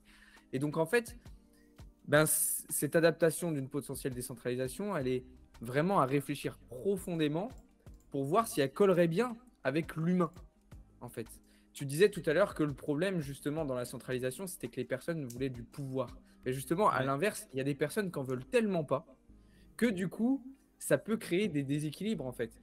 Et je pense que c'est très très compliqué. En tout cas, j'aimerais bien voir ce que ça donnerait, un système, une société décentralisée, tu vois. Mais je pense que il y aura forcément ça sera pas parfait. Il y aura des endroits où ça posera problème, comme on disait, que ça soit sur les cultures, les traditions, sur rien que les idées politiques, tu vois. Enfin, comment, par exemple, dans un système décentralisé aujourd'hui, tu mets d'accord la gauche et la droite, qui sont, enfin, pour faire simple, tu vois. Enfin, il y a trop de questions en vrai. Il y a trop de questions. Ouais, non, Mais c'est clair. La société décentralisée, déjà, comme l'a dit Hugo tout à l'heure, ça peut pas venir en 2 secondes. Il y a peut-être potentiellement une, une voie qu'on peut prendre et y aller petit à petit. Mais même ce que tu dis, ouais, je l'entends que c'est peut-être pas forcément possible d'avoir une décentralisation complète et que c'est même peut-être pas forcément viable. D'avoir une décentralisation complète, de fonctionner dans un système de DAO complet. DAO, pour ceux qui ne sont pas là, c'est Decentralized Autonomous Organization, donc c'est des organisations qui sont autonomes, décentralisées. Donc c'est un petit peu beaucoup de protocoles de crypto qui sont là-dessus, c'est-à-dire que c'est ceux qui l'ont adopté qui vont tous avoir un droit de vote et ils peuvent voter sur les décisions à l'avenir et n'importe qui peut proposer des décisions. En fait, Ouais, vas-y. juste pour revenir là-dessus, c'est que du coup, en fait, la décentralisation, c'est, on pourrait dire, tu m'arrêtes si je me trompe, mais la forme la plus pure de démocratie possible. En soi, Et ouais. le truc, c'est que malgré ça, il reste l'humain. Et donc, s'il y a un humain qui intervient et qui, entre guillemets, corrompt une partie du DAO, tu vois, ben en fait, il rend ce système de DAO une dictature, il le transforme en un système de dictature. Et du coup, c'est une autre limite, tu vois, de ce fonctionnement-là. Il y en aurait d'autres, hein, même sans une personne en particulier qui essaye de prendre une majorité de personnes. Enfin, ça veut dire que si d'un coup la norme vient à penser que ça c'est bien ou ça c'est mal, alors que pas forcément, ben, tu peux te retrouver avec des décisions qui sont prises qui sont en fait à l'encontre de ce qui est bien ou ce qui est mal de base. Enfin, je sais pas si tu vois ce que je veux dire, mais Ouais, mais théoriquement, encore une fois, tu vois, c'est la théorie qu'on avait tout à l'heure, c'est que théoriquement, les gens, enfin le marché, l'économie, la gestion, la société est censée, vu qu'on est énormément, si on est vraiment complètement décentralisé, que chacun a la même façon de voter, la même façon de gérer tout, vraiment chacun, tout le monde, il n'y a pas de distinction de plus ou de je sais pas quoi, théoriquement, ça pourrait se lisser en fait et être un petit peu un marché qui vit tout seul en fait, et que ça puisse fonctionner tout seul, et que du coup il n'y a même plus de mauvais points. Parce qu'en fait, les mauvais points deviendraient forcément un bon point parce qu'il est validé par plus de la moitié de la population. Tu vois ce que je veux dire ou pas? bah oui, mais du coup, enfin oui, je vois ce que tu veux dire. Mais pour moi, c'est super compliqué. Parce que c'est pas parce que la moitié de la population vote quelque chose que elle a raison de voter ce quelque chose. Tu vois ce que je veux dire? En fait, le Enfin, problème il on va l'a venir notamment aussi vu avec sur le la Brexit, propagande. hein. Non, mais c'est Ouais, ça. voilà. Le problème va venir sur les gens qui vont. Parce que l'humain va toujours rester là. C'est dommage, il n'y a pas Gauthier, mais effectivement, qui pense surtout que l'humain reste toujours là. Et tu as toujours, comme tu l'as dit, des gens qui sont là pour écouter, pour suivre, etc. Et en fait, malheureusement, la décentralisation, elle est biaisée dans quelque sorte. C'est que tu as toujours des gens qui vont pouvoir être un petit peu au-dessus, qui vont pouvoir convertir d'autres gens à sa solution à lui, mais pas réellement la solution que tout le monde pourrait avoir individuellement. Et on restera toujours sur le même problème de finalement l'éducation, l'information. Si tout le monde pouvait être vraiment à chaque fois éduqué et informé de la même manière, ça résolverait le problème. Mais ça, c'est absolument impossible. Ou alors, il y a une solution que j'ai pas. Qu'est-ce que tu voulais dire, Hugo? Ouais. Ne serait-ce qu'au niveau des DAO, le driver commun, pour moi, c'est le prix du token. C'est pas la volonté de vrai au développement de la structure. On parlait, enfin, au niveau de la décentralisation, vous savez ce qui est mis en place sociétalement parlant et politiquement parlant au niveau des paradis des bitcoiners comme Satoshi Island, etc. Non, Personne. vas-y, Curieux dis-nous. de... Non, c'était une question, c'était une vraie question. Ah, il y a Du coup, pas mal de petites rumeurs là-dessus. Dis-moi, Matt, un petit peu ce que tu as entendu parler de ces trucs, Satoshi Island, les projets Bitcoin, enfin, tu sais, les projets vraiment décentralisés, ce genre de choses. Sur, sur la blockchain Bitcoin, tu dis? Bah, tu sais, il y a des endroits où ils parlent de. Enfin, si tu parles de ça, Hugo, ils parlent de faire une île complètement décentralisée qui s'appellerait Satoshi Island et qui serait uniquement payable et gérable en Bitcoin, tout ce que tu veux, et que les décisions seraient prises par tout le monde. Enfin, bref, la vraie société décentralisée des politiques, machin, sur Ah une île oui, oui, qui oui, non, et fonctionnerait, machin. on avait même entendu ça au Salvador, tu sais, vu que c'est le Ouais, premier pays au monde qui ont mis ils ont adopté le Bitcoin comme monnaie aussi légale. En fait, le président aussi Bukele, il parlait de voilà, construire une espèce de ville vraiment un peu éloignée, mais cette ville ouais, ne fonctionnerait que voilà, un peu de façon, disons, décentralisée entre guillemets. Mais de toute façon, il y aura toujours derrière le gouvernement, c'est clair. Mais c'est sûr que normalement, cette ville, elle fonctionnerait que bah, déjà juste avec le Bitcoin comme monnaie légale. Enfin, ils n'utiliseraient pas une autre monnaie. Et en plus, voilà, il y aurait plein de, disons, des décisions qui se prendraient différemment. Mais après, encore une fois, c'est des choses que voilà, ils disent, c'est des idées, c'est des hypothèses, mais après, voir si c'est vraiment adapté ou pas. De toute façon, c'est assez compliqué, c'est un sujet très intéressant, mais assez complexe.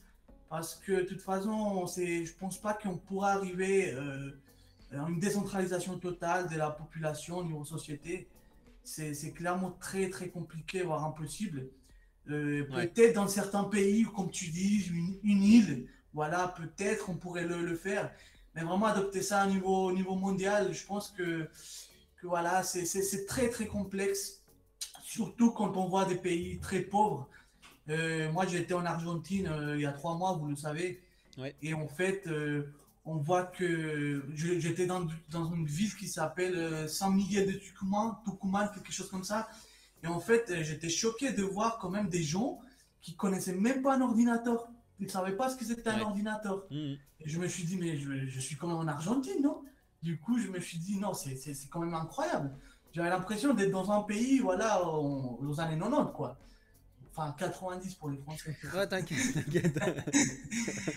Et du coup, voilà, c'est pour ça que je trouve que arriver vraiment à une bonne décentralisation globale, bah, ça serait magnifique, incroyable, mais la probabilité, elle est très, très basse, quoi. Elle Ouais, est très moi, basse, et puis surtout qu'en plus, si tu fais une trop petite décentralisation, le système même de décentralisation fonctionne pas en fait. Si c'est trop ouais. petit, ça peut pas fonctionner. Ouais, vas-y, Alex. Et après, on Ouais, terminera là-dessus, on ira sur non, l'environnement. ouais, mais justement, ça va faire un peu le lien avec Parfait. le sujet suivant. En fait, c'est que pour moi, je rejoins Mathéo, je rejoins Hugo, une décentralisation à grande échelle, c'est pour le moment actuellement utopique et Ouais. très compliqué. Mais par contre, il y a je rejoins aussi ce que je disais au tout début, c'est qu'en fait, il y a des secteurs où enfin, plus facilement. C'est plus facile de les mettre en place, de la mettre en place, cette décentralisation, et surtout, c'est beaucoup plus important. Je pense au système de retraite, je pense par exemple dans l'environnement. Pour moi, c'est des secteurs où on peut plus facilement mettre ça en place et où c'est vraiment très important de le faire. Après, je dis ça, c'est pareil, j'ai pas forcément l'idée idéale, parfaite de comment le faire, etc. Mais voilà, c'est Bah, pour du coup, moi, ça pour peut que ça faire un bon soit. lien sur l'environnement. On va parler un peu de ça. Surtout que c'est le sujet phare du moment de partout et même pour la vie de nous, de nos futurs enfants, etc. C'est un vrai sujet, qu'on soit écolo ou pas, c'est un vrai sujet quand même qui est important.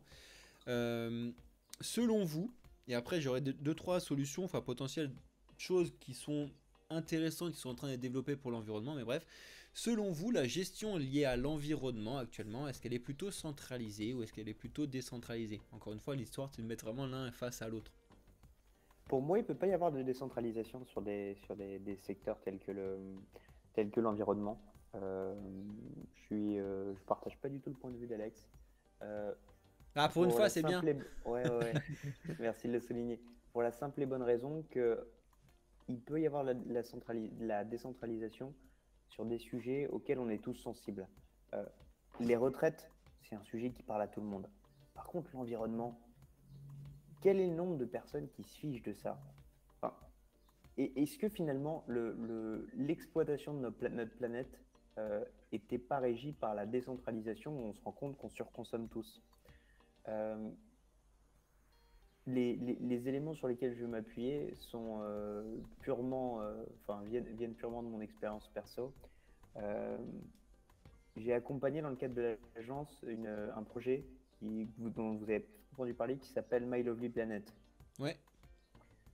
projet blockchain qui reverse une partie de ses bénéfices à la reforestation de nos écosystèmes.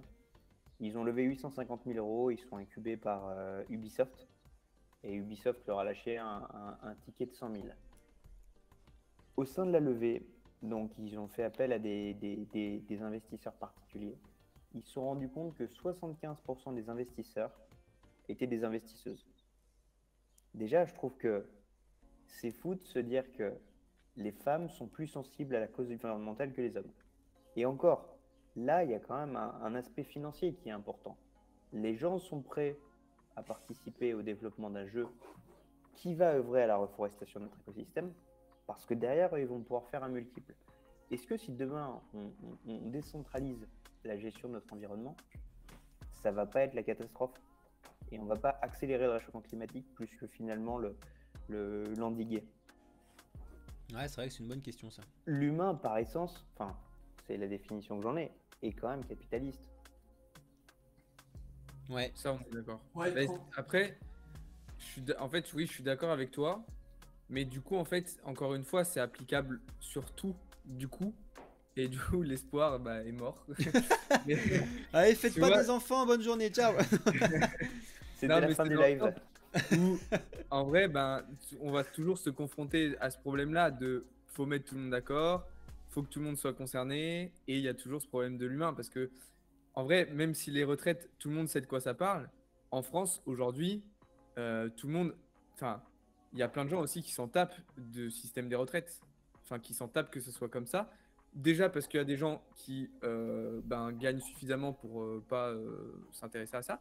Et il y a aussi plein de gens qui en fait sont ultra attachés à ce système de retraite.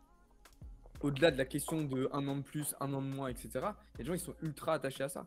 Et du coup, je te rejoins du coup et ça me casse un peu mon raisonnement que j'avais avant, mais c'est bien. Parce que du coup, c'est vrai qu'au final, oui, on se retrouve toujours confronté au même truc, quoi, au même problème.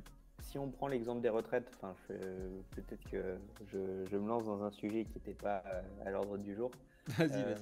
Et les personnes qui, selon toi, Alex, sont pas sensibles à ce sujet-là, donc déjà ceux qui ont les moyens et qui n'ont pas besoin de la retraite pour vivre, ça constitue franchement 0,1 ou 0,01% des Français. Et ceux qui sont attachés au système, malheureusement, il va falloir les mettre face à la situation actuelle. Le système des retraites, il a été mis en place quand il y avait un retraité pour 2 actifs, de mémoire, et dans les grandes masses. Aujourd'hui, le ratio est plus du tout le même. Donc à partir de ce moment-là, j'ai plus les chiffres en tête, j'ai pas envie de dire une connerie, mais à minima, on est sur, je crois, 5 retraités pour un actif ou quelque chose comme ça. Mais tu as beau être attaché à ton système des retraites, si il est en faillite, il va falloir qu'on trouve une solution de manière à résoudre la situation. Ouais, mais tu vois, justement, c'est ça le problème. C'est que je pense que tu demandes à 100% des gens qui sont allés dans la rue manifester. Je pense qu'on est très loin d'avoir 100% des gens qui étaient dans la rue qui comprennent comment fonctionne le système et qui y sont attachés aveuglement, qui pensent que ce système marche et qu'on ne peut pas en sortir. En fait, les gens ont un raisonnement trop simpliste vis-à-vis de ce système, de dire juste, il faut mettre de l'argent dedans, ou il faut faire ceci, ou il faut faire cela, pour baisser l'âge. Mais ils remettent pas plus en cause que ça le truc, ils remettent pas le système en intégralité en question. Et du coup, en fait, c'est super compliqué de sortir du truc, quoi. Mais ça peut être pareil, de toute façon ça peut être vu pareil avec la dette, ça peut être vu pareil avec ces trucs. Mais on a digressé un petit peu pour l'environnement, là on va revenir un peu 2 secondes sur l'environnement. Mais parce que sur l'environnement, qui est vraiment une question importante là-dessus, et c'est vrai que c'est assez fou ce que tu nous relèves là-dessus Hugo, là, c'est que les femmes soient plus attachées à la cause environnementale que nous les hommes, et que bêtement en fait les hommes sont plus attachés à l'argent sur cette notion-là. C'est un peu dommage, effectivement, mais justement, est-ce qu'il n'y a pas des aspects techniques de la blockchain qui peuvent apporter des réelles, vraies, bonnes solutions à toutes les questions et toutes les causes environnementales qu'on a actuellement? Je vais prendre un exemple qui pour moi peut être une solution qui peut être intéressante à envisager pour regarder, pour donner un petit peu de la responsabilité aux gens. Je prends l'exemple de l'Amazonie, c'était une idée qui avait été mise, je sais plus où, j'avais regardé ça quelque part, de tokeniser l'Amazonie. Alors, ça met bien évidemment avec l'aspect technique de la blockchain lié au NFT, lié à cet aspect-là et cette innovation qu'on a déjà mis en place. L'idée derrière la tokenisation de l'Amazonie, c'est que tout le monde actuellement, tu discutes avec n'importe qui, tu vas au bar avec n'importe qui, et les gens ils vont dire ouais, l'Amazonie c'est une catastrophe et tout, machin truc et tout, et après tu lui poses la question ouais, mais qu'est-ce que tu peux faire et tout, ouais mais je peux rien faire, de toute façon j'ai pas le temps, j'ai autre chose à faire, je peux pas le faire. À chaque fois tu vas pouvoir discuter avec des gens qui vont être comme ça. Pourquoi on pourrait pas apporter à ces gens-là, n'importe qui, de vraies causes liées à l'Amazonie en tokenisant l'Amazonie? Tu prends toute l'Amazonie qui est rendue, qui est laissée publique plutôt que d'être public-privé qu'on a actuellement, et tu la tokenises en 10 milliards, 50 milliards de petits bouts que tu vends sur le marché. Toutes les recettes récupérées là-dessus vont pour la préservation et pour faire en sorte que l'Amazonie tourne toute seule, et toutes les royalties qui vont être mis derrière avec tous les êtres humains qui vont vouloir faire des petits bénéfices en revendant sa petite part à quelqu'un d'autre en disant voilà machin truc, pareil, ils vont là-dedans. Ça permettrait deux choses. La première chose, de donner de l'argent réel qu'on peut tous vérifier par la blockchain, comment vont fonctionner et comment réparer entre guillemets ce qui se passe actuellement en Amazonie premièrement, et deuxièmement donner de la responsabilité à 10 millions de personnes de façon facile, d'avoir un ticket d'accès à 1000 balles ou machin truc et tout.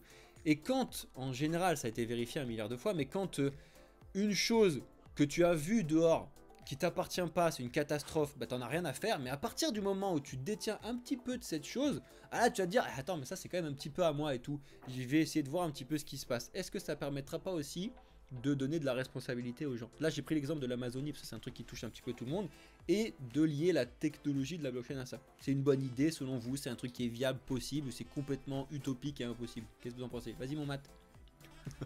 Moi, personnellement, je crois que, tu vois, on rêve tous d'une décentralisation totale, mais vraiment arriver à ça, c'est très peu probable. Par contre, je pense qu'on peut déjà commencer, et on le voit déjà, on commence déjà un petit peu à mélanger les deux.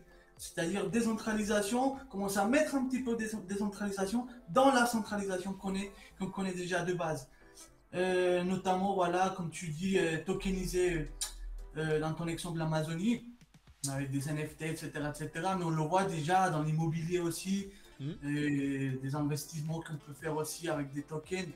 On voit aussi, moi je trouve que si on utilisait les DAO, par exemple pour les votations gouvernementales, des présidents et tout, ça pourrait déjà apporter une grande aide en fait, une transparence vraiment totale, et on resterait toujours dans une centralisation, mais en utilisant la partie aussi des décentralisations. En vrai, je pense que si on arrive déjà à, à mettre en place pas mal de décentralisation dans la centralisation dans laquelle on vit, c'est déjà un très bon début, et je pense que ça peut déjà changer pas mal des choses. Ouais. Qu'est-ce que t'en penses toi Hugo sur le fait d'amener de la technologie justement pour l'environnement, tu disais tout à l'heure que c'était compliqué de mettre ce truc. Est-ce que l'idée que je t'ai dit, tu l'as déjà entendu ou pas, ou tu l'avais vu quelque part, parce que je sais que je l'ai vu un petit peu sur la toile et tout. Est-ce que c'est un truc qui selon toi est possible, viable, impossible? Qu'est-ce que t'en penses? Mais il y a beaucoup d'initiatives de ce type qui voient le jour. Malheureusement, j'ai pas entendu parler d'exemples de boîtes qui ont explosé et d'initiatives qui ont du coup été adoptées massivement. À mon sens, le problème qu'on a vis-à-vis de l'environnement vient du titre de propriété. Globalement, on est hyper sensible à ce qu'on possède réellement et pas ce qu'on possède via un token, à savoir le terrain qui est délimité par une comment est-ce qu'on dit ça, par des murs, par une barrière, ouais, par une délimitation. Par une barrière, je te remercie, et pas ce qu'il y a de l'autre côté. Et c'est complètement fou. Enfin, je sais pas si parmi vous qui êtes sur le live, il y a des fumeurs, mais j'ai jamais vu quelqu'un balancer ses mégots dans son jardin. Par contre, quand il est dans la rue, il n'y a aucun souci, parce que par définition, il estime que ça ne lui appartient pas. Et effectivement, la technologie, ça va peut-être permettre de faire je sais pas, résorber les choses. C'est trop, mais se faire enfin, les choses se tassent, qu'elles soient partiellement endiguées. Pour autant, on considérera toujours l'espace de l'autre côté de la barrière de notre maison, pas à nous. Ouais, mais justement, si tu donnes la possibilité à ce gars que la rue, elle lui appartienne à 0,1%, est-ce qu'il va réfléchir d'une autre façon quand il va acheter son mégot et il va dire mais finalement, c'est chez moi, là, en fait, un peu. Ou pas. En fait, la solution, c'est ça, c'est que c'est triste à dire de le montrer comme ça, mais en fait, il faut mettre une carotte à tout le monde, entre guillemets, pour que les gens, on espère qu'ils prennent conscience. Et encore, c'est pas sûr. Mais en fait, c'est ça, c'est que faut réussir à faire en sorte, de manière vraiment palpable, que tout concerne tout le monde. Aujourd'hui, pourquoi en fait, il y a plein de gens qui sont pas concernés par l'environnement? Et je me mets dedans parce qu'en vrai, je suis loin d'être parfait. Parce que c'est pas palpable. Parce que moi, quand j'ouvre le robinet, l'eau, je peux la boire. Parce que si j'ai chaud, je peux mettre la clim, etc., etc. Alors, il y en a, ils vont dire je suis un gros con et je fais attention à rien. Mais... Après, les gars, je vois surtout dans le commentaire, et à Christophe qui a écrit, et je pense qu'il a raison, enfin, je suis d'accord avec lui. Il y a une chose aussi qui peut changer beaucoup les choses, c'est vraiment l'éducation. En fait, on en revient tout le temps. On en revient tout le temps au même. C'est ce qu'on fait que de dire. C'est pour ça en fait qu'on a créé Blockchain Capital et les gens ils le savent. C'est pour ça que Christophe l'a dit, Toff et tout. C'est ce que je voulais tout dire. Tout revient sur l'éducation. Blockchain Capital, éducation. Tout revient sur l'éducation. Qu'on a dit là-dessus. Si t'arrives à éduquer les gens sur une certaine façon de changer les trucs, mais ça va pas se faire tout seul. Ça va se faire avec des générations et des générations. Comme là, on a créé cette centralisation avec des générations et des générations. C'était pas forcément comme ça avant. Exact. Enfin bref, donc voilà, l'aspect environnemental, effectivement, on est tous un petit peu avec tous en tête, mais quand tu discutes avec tout le monde, c'est ce que je vous ai pris l'exemple du bar, mais discuter avec vraiment n'importe qui dehors et tout. Et moi, en plus de ça, j'ai envie de mettre le truc là-dessus, j'ai l'impression qu'on a pris le problème à l'envers sur l'environnement en France en plus. C'est qu'en France, on demande individuellement à tout le monde de s'occuper de ses propres merdes, alors qu'on pourrait le faire en amont de gérer les merdes de façon centralisée. Alors là justement on va parler de la centralisation où elle peut apporter quelque chose, et là où en fait les gouvernements actuellement ils veulent de la décentralisation sur la gestion des déchets, à dire voilà, débrouillez-vous tous avec vos déchets, nous on a mis des trucs, faites votre tri, faites-le bien, faites ce qu'il faut, machin truc et tout, et nous par contre on va continuer à vous foutre un paquet, à l'intérieur du paquet il y aura un autre paquet, puis dedans il y aura encore un paquet avant que tu puisses bouffer ton truc, ça on va continuer à le faire, on s'en fout. Et par contre vous faites bien le tri de ce paquet là, il va là, celui-là il va au carton, celui-là il va au machin et tout. Alors qu'en soi en fait, là ils nous demandent de faire de la décentralisation. Pourquoi on pourrait pas rester sur une bonne centralisation et le faire en amont, de faire un truc et de gérer quelque chose bien mieux en amont sur l'environnement? C'est un truc qui est possible? Est-ce que vous avez compris ce que j'ai dit ou je me suis embrouillé tout seul? Ouais, non, j'ai compris, mais ouais, moi je resterai sur ce que je disais avant en fait, c'est que tant que tu rends pas le truc palpable pour tout le monde, les gens ils vont pas réussir à se rendre compte. Et t'as beau le rendre palpable et comment dire, mettre en place des choses en matière d'éducation, il y en aura toujours qui seront pas intéressés. On dit que le système éducatif français est en faillite. Pour moi, il est en faillite parce qu'on n'a pas réussi à intéresser une partie de la population. Les échecs scolaires, c'est les personnes qui sont pas sensibles à ce dont on leur parle, qui réussissent pas à trouver leur place dans les classes.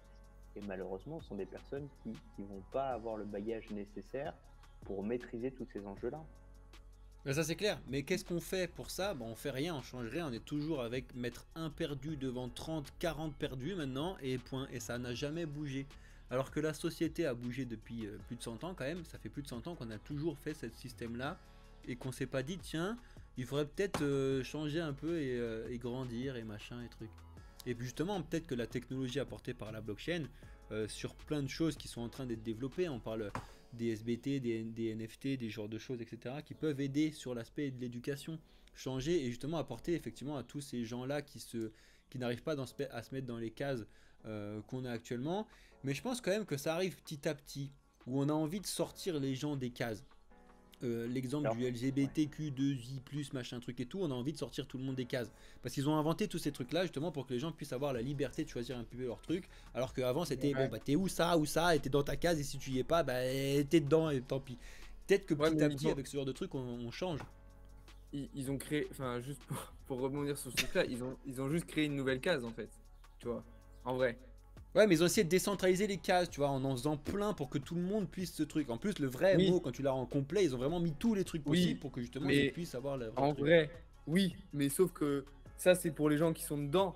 Mais toi, de l'extérieur, enfin la plupart des gens de l'extérieur, ils les mettent dans la case LGBTQ machin chouette, tu vois. Ils la mettent pas dans une sous-case de la case LGBT. Ouais, mais ça change. Et je vois ce que tu veux dire. Je vois ce que tu veux ça dire. Ça change petit à petit parce qu'avant, il n'y avait même pas cette notion de case. Tu vois ce que je veux dire? Donc petit à petit, on arrive à tendre avec des solutions, des trucs et tout. Ouais, je vois ce que tu veux dire. Enfin bref, donc voilà, l'environnement et tout, on a traité un petit peu tous ces trucs.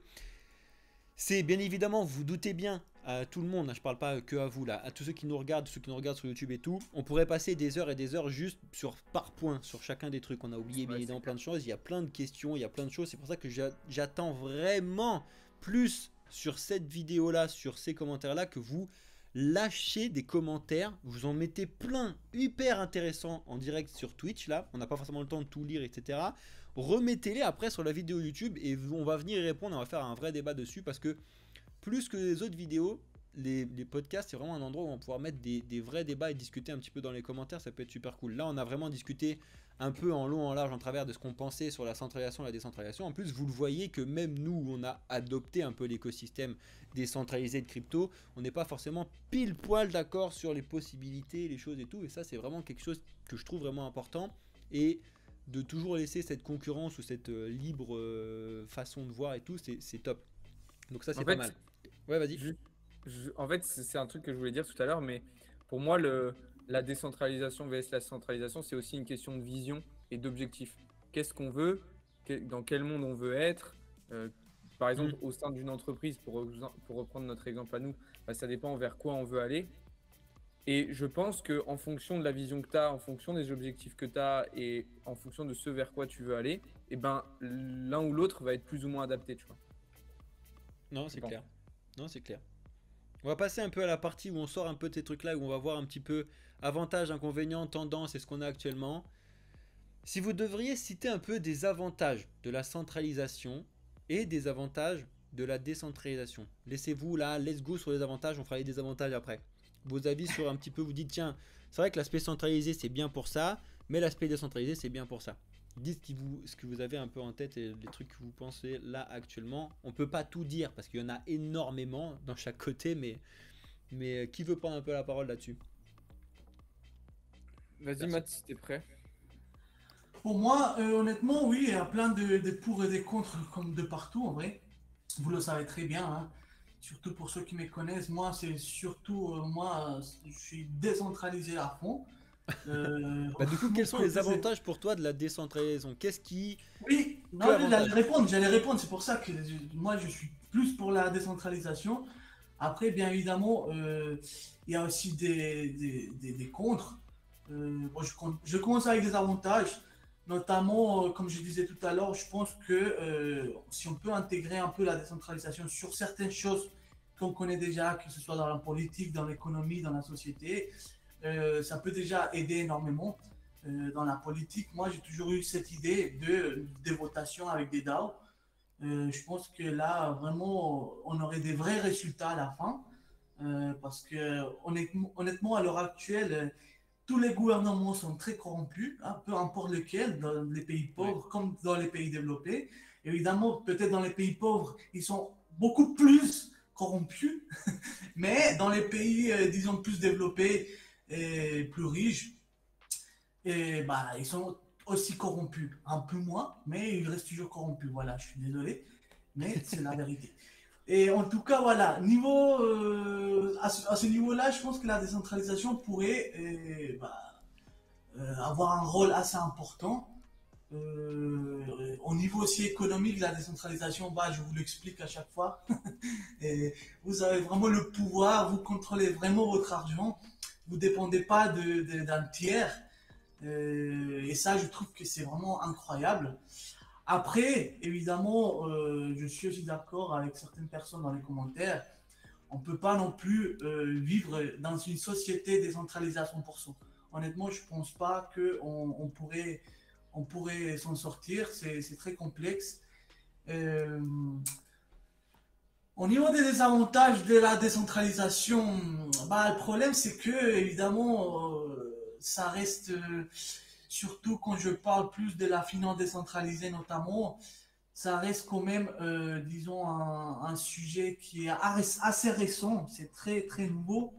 On n'a pas assez de recul sur ça et il peut y avoir voilà, on ne sait jamais un jour c'est juste une hypothèse, des choses qui peut-être vont jamais arriver, mais un jour, voilà, une grosse guerre mondiale et voilà, ils explosent tous les satellites partout, on n'a plus d'internet, on n'a plus rien. Bah, ça va être un petit peu compliqué comme ça et on va devoir revenir à quoi? Bah, échanger avec des monnaies physiques, des billets ou même l'or, des choses comme ça. De C'est toute pour façon, ça si que ça arrive, je t'assure qu'on se posera pas la question de centralisation, décentralisation, on aura chacun d'autres problèmes. De toute façon, non, non, c'est clair, hein, mais pour dire que voilà, moi je pense qu'un bon mélange de deux pourrait créer une très bonne société. Après, le problème, c'est qu'on reste toujours très très centralisé. Et malheureusement aussi, la centralisation comme ça, comme on la connaît aujourd'hui, bah, je trouve personnellement qu'il y a, disons que oui, quelques avantages, mais il y a plus de désavantages que des avantages. Notamment, voilà, on dépend toujours d'un tiers. Si on parle de politique, comme disait Alex tout à l'heure, bah, c'est un petit groupe en vrai Hmm. qui décide des choses pour des millions de personnes. Ça, honnêtement, c'est voilà, c'est quelque chose de fou. Au niveau économique, ah, bah, pareil, on dépend toujours d'un tiers, notamment d'une banque ou autre. Et du coup, voilà, vous connaissez déjà à chaque fois.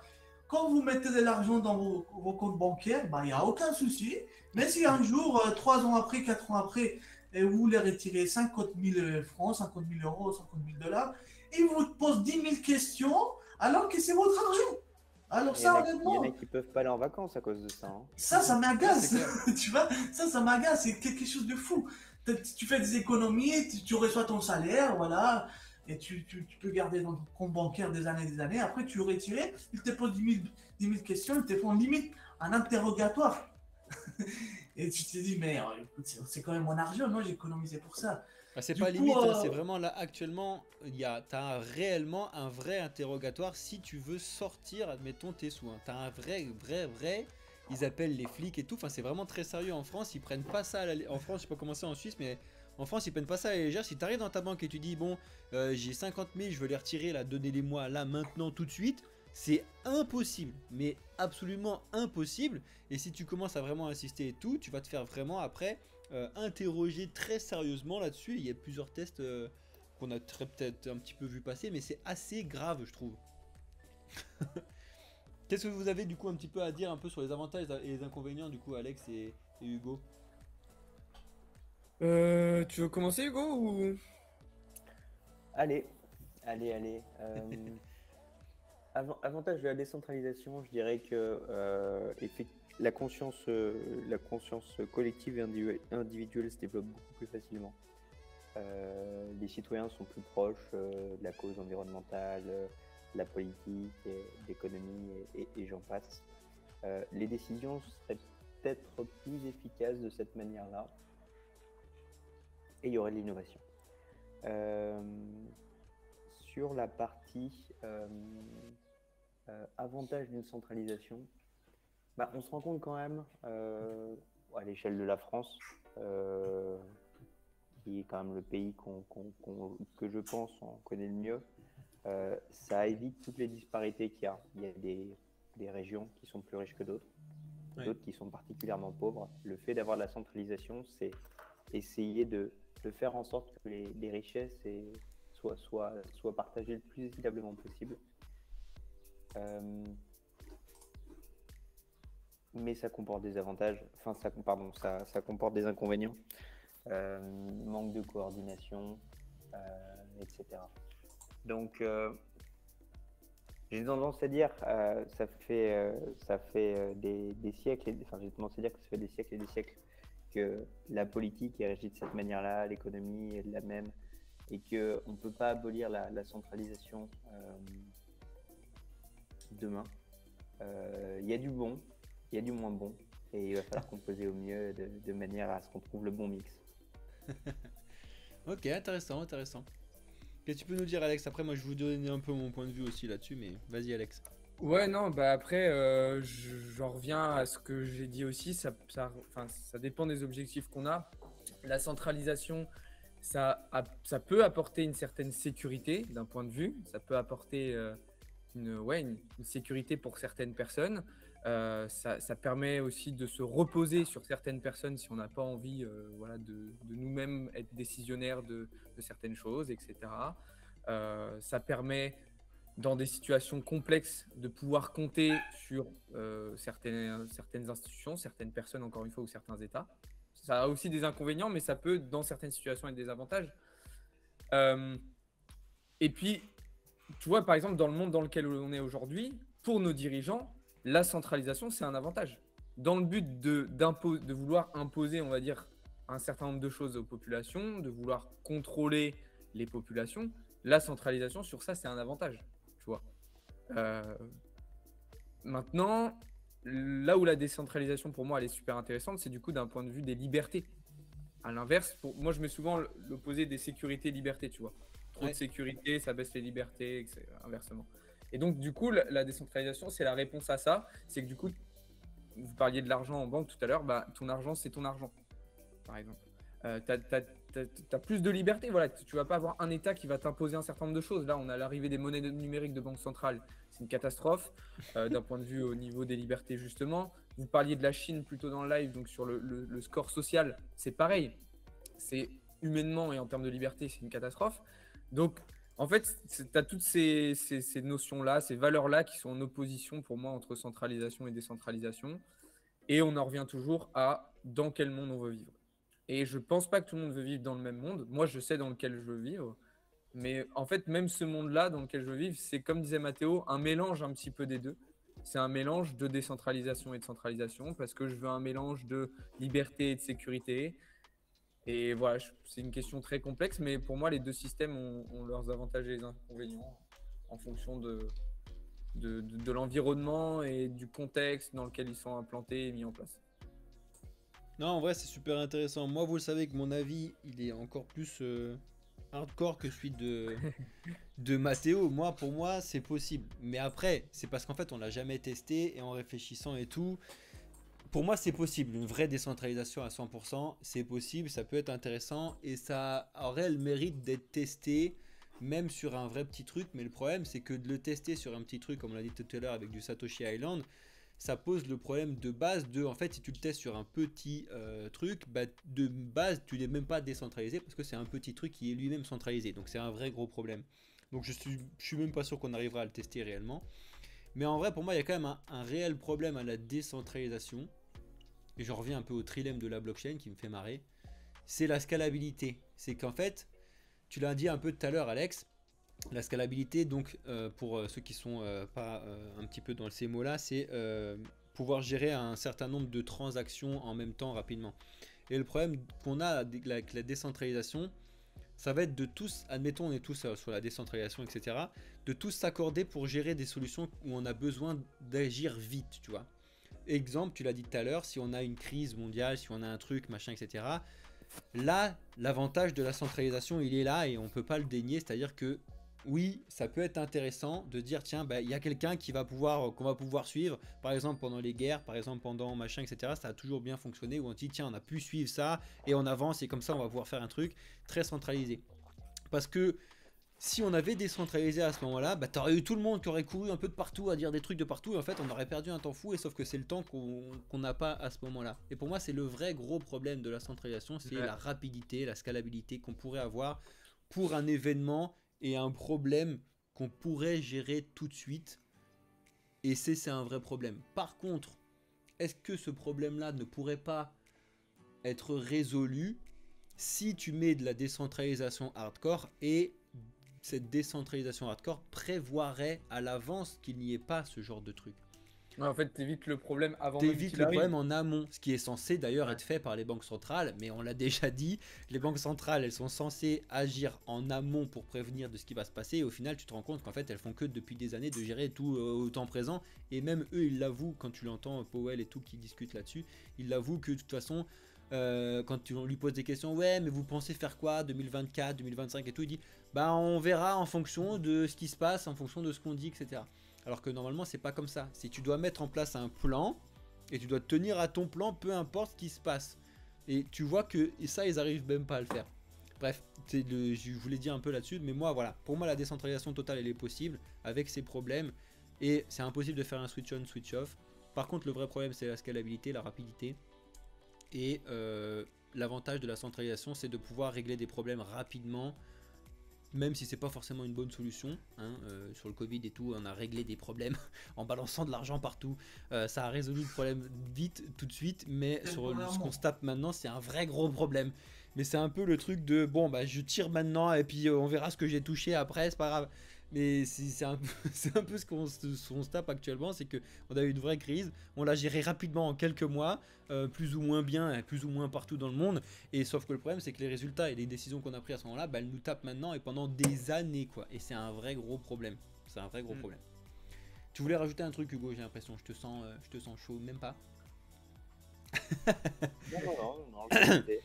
Alex, pendant que je vais vous poser une autre question, Alex, est-ce que tu peux me trouver la minute du FOMC juste pour que je puisse l'afficher là pour tout le monde, parce que on l'a loupé tout à l'heure. Pour ceux qui n'étaient pas là, il y avait le FOMC qui était très centralisé, qui est tombé à 20h, et je l'ai pas forcément trouvé, juste 2 secondes.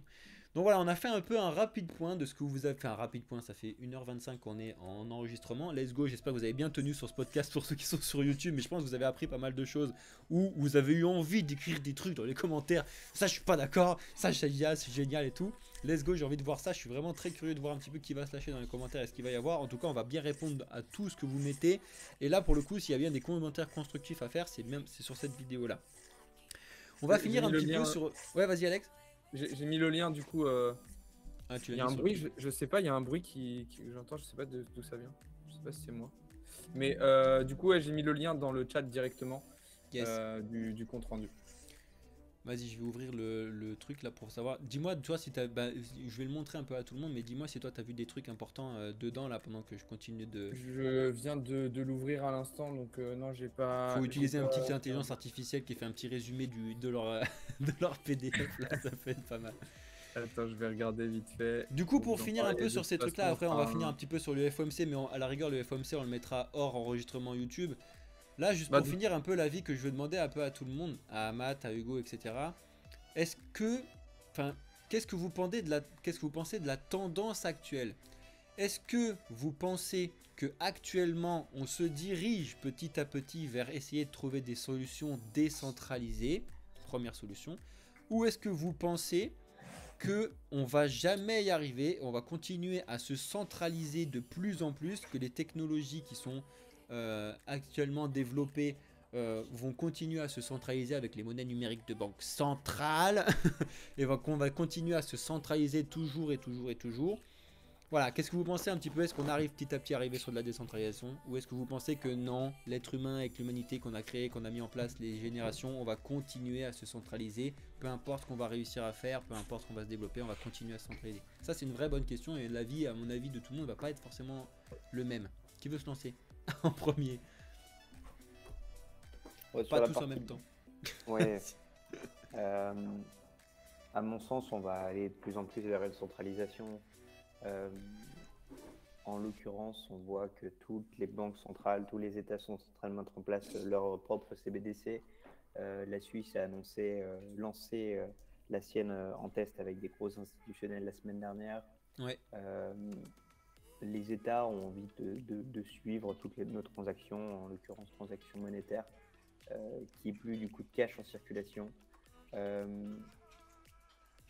Donc, pour cette raison-là, je dirais que la centralisation monétaire est inévitable. Au niveau des entreprises, on a évoqué au début du podcast le fait que le groupe Accor donc le plus gros groupe hôtelier du monde se lance dans le Web3.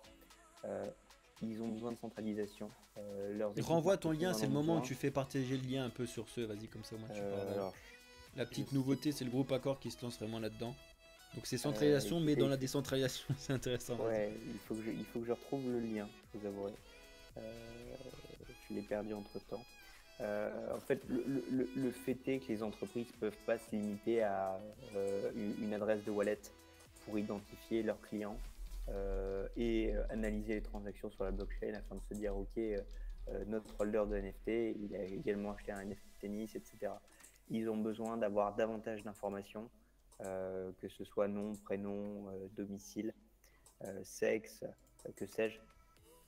Par définition, et si les entreprises qui vont être responsables de l'adoption du Web3 souhaitent aller vers de la centralisation, je crois qu'inévitablement, on va tous aller vers ça aussi. C'est là que se trouve l'argent. Et malheureusement, on a tous besoin d'argent pour vivre, pour se nourrir. Ok, je prends. Qui veut y aller, Matt ou Alex, pour un petit peu la vision là-dessus? Vas-y, Matt, je regarde un peu vite fait le compte rendu de la Fed. Ok, bon, moi de mon côté, oui, je partage pas mal de choses avec Hugo également. Je pense personnellement, je pense qu'on va y arriver, mais c'est clair que ça prendra du temps. Ça va pas être facile, on le voit évidemment, notamment pas mal des grosses institutions, voire les gouvernements, ils se sont déjà rendus compte, parce qu'on le voit avec le lancement de leur monnaie numérique, etc., etc. On le voit clairement qu'ils sont déjà là-dessus, ils ont appris, ils ont les connaissances par rapport à ça. Mais évidemment, c'est là où rentre en jeu la puissance du peuple. Parce que si on arrive toujours à utiliser, notamment dans la finance décentralisée, qu'on voit que ça n'arrête pas de grandir et grandir jour après jour, à un moment donné, ils ne pourront plus empêcher cette avancée quoi, de la décentralisation. Et là, c'est là où ils vont se poser des questions, ils vont dire, bon, ok, on fait quoi maintenant? On ne peut pas non plus être 100% décentralisé, mais voilà, il faut quand même adopter certaines mesures, que ce soit sur l'économie, encore une fois, sur la politique, la société, l'environnement, etc., etc. Mais voilà, en gros, je pense que oui, on va y arriver, c'est sûr, mais clairement, ça prendra un peu de temps, ou voire beaucoup de temps même. Mais à un moment donné, on va y arriver. Je pense qu'on va y arriver. Ah, c'est bon, Hugo est de retour, on le voyait plus. Yes. Non, moi, pour finir, je pense aussi qu'on y arrivera. Je pense que ça va mettre beaucoup de temps. Si tu regardes la tendance globale actuellement, déjà si tu prends d'un point de vue mondial, tu vois qu'on tend vers une centralisation des décisions quand même. On va pas rentrer dans le détail, mais pour moi, il y a de plus en plus un petit groupe de personnes qui veulent prendre des décisions mondiales et puis après, voilà, ça découle, mais voilà. Et si tu cibles sur l'écosystème crypto, tu vois le fait qu'on ait une douzaine de fonds d'investissement américains qui se positionnent sur un ETF, qui fassent une demande d'ETF à la SEC dernièrement, en fait, on financiarise Bitcoin, on centralise dans un sens un petit peu Bitcoin et on fait perdre à Bitcoin ses caractéristiques premières un petit peu. Moi, c'est ce que je trouve. Et c'est là où réside ma crainte en partie, c'est que Hugo l'a dit, l'humain, il est par nature capitaliste. Et du coup, en fait, jusqu'à quel point on va pousser ce capitalisme, même dans un truc qui est de base anarchique et qui est de base décentralisé. Tu vois, je pense qu'on est tellement comme ça qu'on est capable peut-être même de changer la nature intrinsèque de ce qu'on connaît aujourd'hui. Donc, je suis confiant. Et je pense qu'on y arrivera, que ça prendra du temps, mais à la fois, il y a quand même des choses qui peuvent faire douter et qui peuvent être des obstacles assez importants, je pense, dans les années à venir. Ok, moi c'est pareil, hein. Pour la décentralisation, c'est pareil pour le coup. là, on se pense qu'on se rejoint à peu près tous là-dessus. C'est que je pense qu'aussi on va y arriver à un moment, que ça prendra 1000 ans, parce que le méga problème, et je reviens tout le temps dessus, c'est l'éducation. Pour moi, c'est le problème, l'éducation, l'information.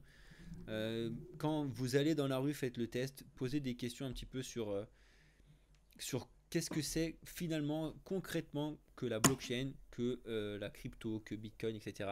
Vous allez voir qu'il n'y a personne qui est capable de vous donner la vraie bonne définition de ce que c'est là-dessus. Mais vraiment personne, je pèse mes mots, c'est incroyable. Et ça, c'est un vrai gros problème lié à notre centralisation de l'information et ce genre de choses. On n'a même pas parlé de l'Ukraine et de la Russie, mais on aurait même pu, mais même l'information à ce sujet-là, bon, on va pas rentrer dans les détails parce que machin truc, mais il était biaisé de base parce que j'avais des amis russes que quand tu te rends compte, en fait, ils traduisaient ce qui se passait dans les informations que nous on avait et c'était pas du tout ce qu'elles nous disaient. Donc c'était un peu chiant, mais je vous parle de ça, c'était il y a un an. Bref, ça c'est un peu dommage. On va pas revenir sur ce truc-là. La décentralisation, on y arrivera peut-être. C'est pas demain la veille. Il faut s'acter un petit peu sur l'éducation. Et ça passe par vous, les amis. Pour ça qu'on va finir un peu là-dessus. Pour que l'éducation puisse fonctionner, il faut que vous-même vous appreniez à savoir comment ça fonctionne, tout cet écosystème-là, et que vous en parliez autour de vous. Alors déjà, vous pouvez parler de Blockchain Capital, vous pouvez parler d'Hugo, vous pouvez parler de sa société. C'est quoi ta société, Hugo? Je l'avais en tête tout à l'heure et je l'ai perdu. Alfige. Je vais vous Alfige. partager un lien. De toute façon, vous allez avoir tous les liens déjà de Blockchain Capital, mais vous les connaissez normalement, et tous les liens de notre invité, à savoir Hugo, alias Metaverglass sur les réseaux et sa société Alfige. Vous avez tout ça dans les liens de la description de la vidéo YouTube et vous avez retrouvé tout ça sur Discord. Voilà, donc je pense que c'était un sujet intéressant, la décentralisation versus la décentralisation. C'était le tout premier podcast qu'on organisait sur Blockchain Capital. Voilà, merci, tu l'as mis sur le truc, Hugo, top. On va vous faire un podcast par semaine, à chaque fois avec des invités qui vont venir, revenir, et même nous en interne où ça va changer. Ça ne sera pas tout le temps moi qui vais organiser et faire le fil de là-dessus. Ça prend énormément de travail. Tu vas voir, Alex, quand tu vas le faire la prochaine fois. Le but du jeu, on compte sur vous. Pour tous ceux qui étaient en live avec nous, d'aller regarder la vidéo YouTube qu'on va mettre, aller mettre les commentaires que vous avez mis qui étaient vraiment super constructifs. On n'a pas eu le temps de répondre à tout le monde. On les a bien évidemment tous regardés et lus. Il y en a certains qui me font rire, etc., qui sont vraiment très intéressants. Et vous avez même eu des discussions à l'intérieur, c'est vraiment top. Remettez vos discussions et vos commentaires sur la vidéo. On va discuter là-dessus. Je pense qu'il y a vraiment un petit moment où au moins on peut passer une bonne semaine à échanger là-dessus. Ça va être super cool. On va tous regarder, Hugo le premier et tout. On va regarder un petit peu ce que vous avez mis. Ça peut être super cool. On va vous laisser là, les amis. Pour la vidéo YouTube, on va rester encore 5 minutes avec ceux qui sont en live pour parler du FOMC. Hugo et Matt, même si on a dépassé un petit peu le temps, on va rester juste rapidement là-dessus pour discuter du FOMC. En tout cas, ceux qui ont tenu sur YouTube jusque-là, merci à vous. J'espère vraiment que vous avez lâché votre like, un commentaire, vous avez partagé cette vidéo et que vous êtes abonné si c'est la première fois que vous nous découvrez. Merci en tout cas à toutes et à tous d'avoir suivi ce live. Merci Alex, merci Matt, merci Hugo d'avoir suivi un petit peu et d'animer ce débat autour de la centralisation et de la décentralisation. Merci à vous les amis. Merci à tous. Merci. Salut les amis.